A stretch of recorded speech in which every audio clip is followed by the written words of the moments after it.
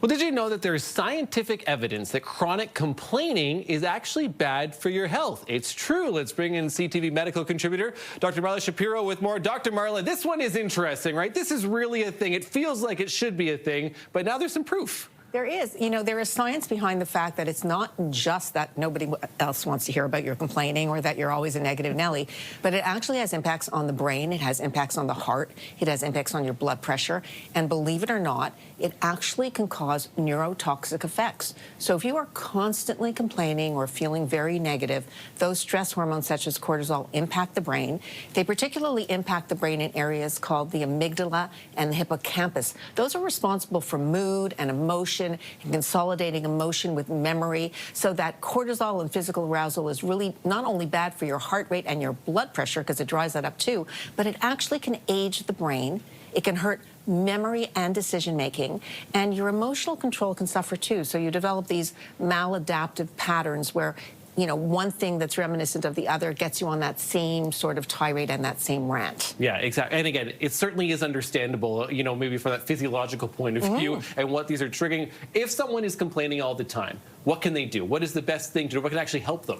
Well, the first thing is to recognize that this is something that you're doing that not only is impacting you emotionally in your emotional decision, but you can actually, you know, challenge yourself. How can I reframe my thoughts so that they're not always negative? Is there a positive on the other side of this thought? You know, if someone says no to you, well, that opens the door of yes to maybe something else. Getting active, so we know that exercise will shift your mood. And practicing gratitude and focusing on the positive, because in fact, the reverse science does show that if you focus on the positive and you do have that sense of gratitude, that shrinking in the brain and the impact on the amygdala and the hippocampus, the memory and emotional centers, can actually get larger, and your neuroplasticity, which is the way your brain learns and your brain communicates, can improve as well. Which is fascinating too. Again, I love that on the other side of this, that positivity at least too. For you, if people stop complaining, you know, they take some of this advice, just talk about, again, those long-term health effects as they start to see that over time. Well, so let's remember that our #1 concern is cardiovascular health, and we do know mood and emotion is very important for cardiovascular health.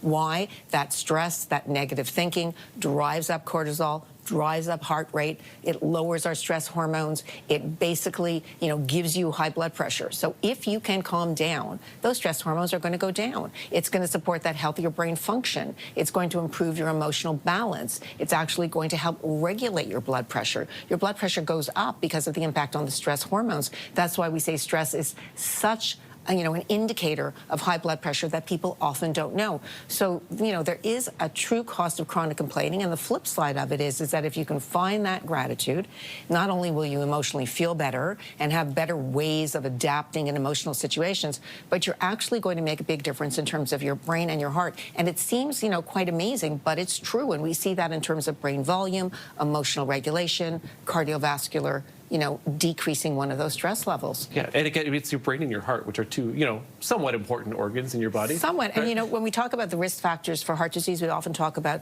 the same risk factors for cardiovascular disease and brain health as well. And now we know that emotional dysregulation and driving up that cortisol actually does affect memory volume. So think about the fact that the long-term payoff is that your memory will be better, your thinking will be better, you'll have a healthier way of emotional processing. Actually, you'll sleep better, and we know that sleep has an impact on cardiovascular and stress, and just a greater sense of well-being. So you don't have to be a Pollyanna, but every once in a while, if you can think about how can I reframe this situation so my knee-jerk reaction is not rage and impatience, but trying to find the gratitude in the situation, recognizing that not only is it good for you and people around you, but it's good for these two major organs that we care about. Which again, I think is great, and I love this. And don't do it all the time. Just catch yourself in those certain situations. Whenever you can.